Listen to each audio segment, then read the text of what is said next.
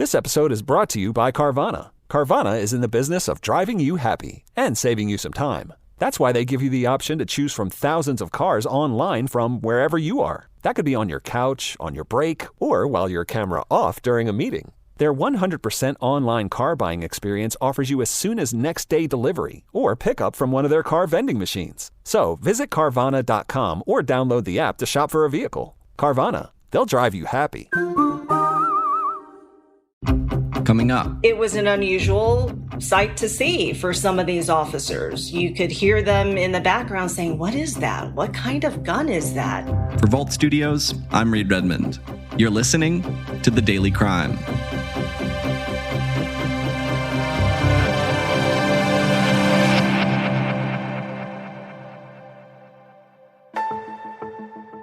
Ghost guns. They look, fire, and can kill like any other gun. Made from kits bought online with no background checks that can be ordered by convicted felons, even kids. These pieces and parts put together become an untraceable weapon. Last year, about 20,000 suspected ghost guns were recovered from criminal investigations in the United States, a tenfold increase since 2016. You can buy something that is practically finished, and then the individual consumer only has to make a few cuts of plastic or drill a few holes in a certain location, and then you have a completed firearm. So it doesn't take that much expertise? Not really. Lynna Lai, an investigative reporter for WKYC in Cleveland, has been taking a close look at some of the concerns raised by these weapons, both in Ohio and around the country. Now to a 3 News Investigates exclusive. A recent arrest by Akron police is highlighting the concerns over ghost guns, those build-it-yourself, untraceable weapons. Well, 3 News investigator Lynna Lai takes you inside the police chase and discovery and has a closer look at the troubling trend. According to the National Highway Traffic Safety Administration, 1 in every 5 children killed in traffic crashes in the U.S. was a pedestrian. That's why 3M is working alongside local governments and NGOs to help improve crosswalk visibility and traffic markings in school zones, in a worldwide initiative to provide kids with a safe walk to school and access to the education they deserve. To learn more and take action, visit 3m.com/schoolzonesafety. 3M Science, applied to life. Lynna Lai, you've been reporting on a case in Akron, Ohio that's raised questions about weapons that are known as ghost guns. Let's start by defining that term. What are ghost guns? Sure. So ghost guns are usually used to refer to these build-it-yourself, untraceable guns that, criminals have easy access to because it doesn't require background checks. You can purchase them online and you can build them together without even having a serial number attached to it. So they're not traceable by law enforcement. And the term ghost gun, is probably a phrase that was drummed up by the media because, it has this sexy alliteration to it. But actually, those in law enforcement don't really refer to them as quote unquote ghost guns. They refer to them as unserialized firearms. But now that terminology is being used, very often now by law enforcement because that's what the public is getting to know about these firearms and the colloquial term for them. When you say these are build-it-yourself weapons, what exactly does that mean? What does someone actually need to build one of these firearms? Not much, just surf online. Convicted felons can buy them online. Kids can buy them online. There is literally no background check involved with purchasing these unserialized firearms. These ghost guns are very easily accessible. In fact, there was an Ohio man who was just convicted for possessing a AR-style ghost gun. He referred to it as the big one. And he had it hidden behind a subwoofer in his car when it was discovered by law enforcement. And so he had a felony record. He's a convicted felon, not supposed to have firearms in his possession. So now he faces up to 10 years in prison. What does the law say if you are someone who is eligible to own a gun in Ohio? What does the law say about buying a kit to build a ghost gun? Is it legal? Yeah, it's perfectly legal. In states like Ohio, many states, it is legal to buy and build your own gun without any state regulation. So the problem happens is if you sell that gun, then you're violating firearms law. And then if that gun winds up in the hands of a criminal, which is what is happening across the nation. Let's talk about this recent case that I mentioned from Akron, Ohio last March. Walk us through what happened. So we took a look at the body cam video of this arrest, and Akron police officers were called to the scene of many reports of gunfire in a residential neighborhood. And so when they arrived on scene, they noticed that there was a teenager who immediately took off running. And as they're huffing and puffing and chasing after this teenager, they noticed that the teen reached into his pocket to pull out a weapon. And immediately you hear the officers shouting, drop the gun, drop the gun. But the kids kept on running, and eventually he ran down a small hill and then he fell down.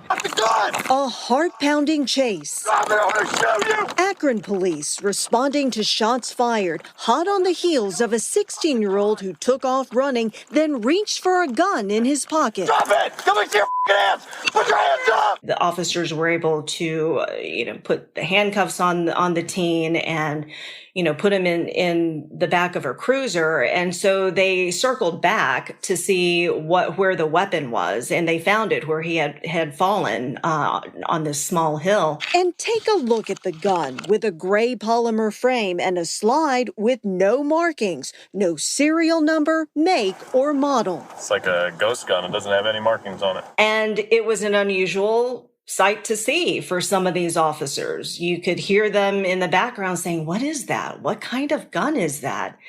And, you can see in the body cam video, them just picking up this plastic looking gun. It was made of a gray polymer plastic material, which was the body of the frame. And it had a metal slide, but they instantly noticed that there were no markings on this gun. There was no serial number, nothing. And, they asked the kid, where did this gun come from? And, he didn't have a response. But it's been a few weeks now, and Akron police and the ATF still don't know what the origin, where the gun came from. And so it's still a mystery here. But ghost guns are not necessarily a huge problem, at least in Northeast Ohio, but officers say they are seeing more of it. You have areas like Los Angeles, for example, is experiencing a big problem with ghost guns. In fact, last year, the Los Angeles Police Department cited something like 1 in 5 of the guns that were recovered in criminal investigations was a ghost gun.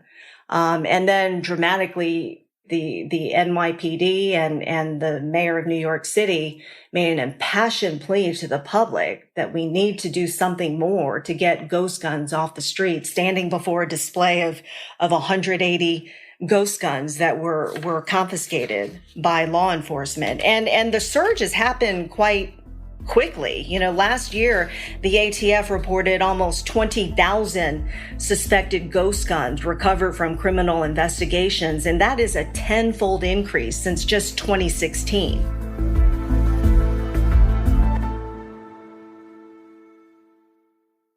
This episode is brought to you by Carvana. Carvana is in the business of driving you happy, and sometimes the car you bought might not fit your lifestyle. That's why Carvana offers a 7-day money-back guarantee, so you have a full week to see if your purchase is right for you. If not, Carvana's friendly customer advocates will pick up your car and give you your money back, or exchange it for another car. Visit Carvana.com or download the app and find out how they'll drive you happy. This episode is brought to you by Carvana. Carvana is in the business of driving you happy. And when you're shopping for a car, there's nothing sweeter than landing within your budget sweet spot. That's why shopping with Carvana makes it easy to browse through thousands of cars you can afford. Once your budget is set, that's what you get. And we won't surprise you with any bogus fees. Oh, sweet. So visit Carvana.com or download the app to shop for a vehicle. Carvana, they'll drive you happy. Going back to this Akron case, an important detail here, you mentioned the suspect, the person being chased, was a teenager. He was 16 years old, so of course not old enough to legally own a firearm. That is correct. And, the teen now faces weapons charges. Police officers, prosecutors are trying to see if there's anything in Ohio law that they can charge him in addition to, possessing the firearm. There is a law on the books that he could face. There's a law in Ohio that says that you cannot deface the serial number of a firearm. But where does a ghost gun fall in that category? Are you, quote unquote, defacing? So you're even looking at a situation where states may have to modernize their own statutes.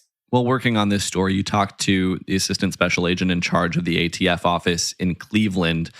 Why did he say it's important to be able to track down the origins of a gun, to be able to tie a gun to an owner? Yeah, so he says that is one of the biggest benefits for law enforcement, is that they use that serial number to initiate a trace. Which then will help us determine the life of a firearm. And he immediately pointed out to the recent shooting in New York City subway, in which the suspect in that shooting was quite quickly narrowed down based on the weapon that was left on the scene, and they were able to trace back to that serial number and trace it all the way to the suspect.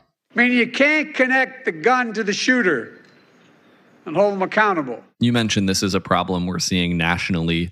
Last month, the Biden administration announced federal actions to try to solve or to curtail this issue. Tell us a little bit about those actions. So the Biden administration in April announced their federal actions to ban the manufacture of unlicensed gun kits and also require the federally licensed gun dealers to add serial numbers to whatever weapons that they do have in stock. So it would require these makers of gun kits to begin putting serial numbers on these parts. And many of the parts are 80% complete. That in many states, that is the threshold, the definition of what is considered not a firearm. So basically, these gun kit makers sell the frame and all the parts necessary to build a firearm up to 80% completion. And then in the ATS view, it doesn't take much expertise to drill a couple of holes and then and add a couple of parts, and then you have a completed unserialized firearm.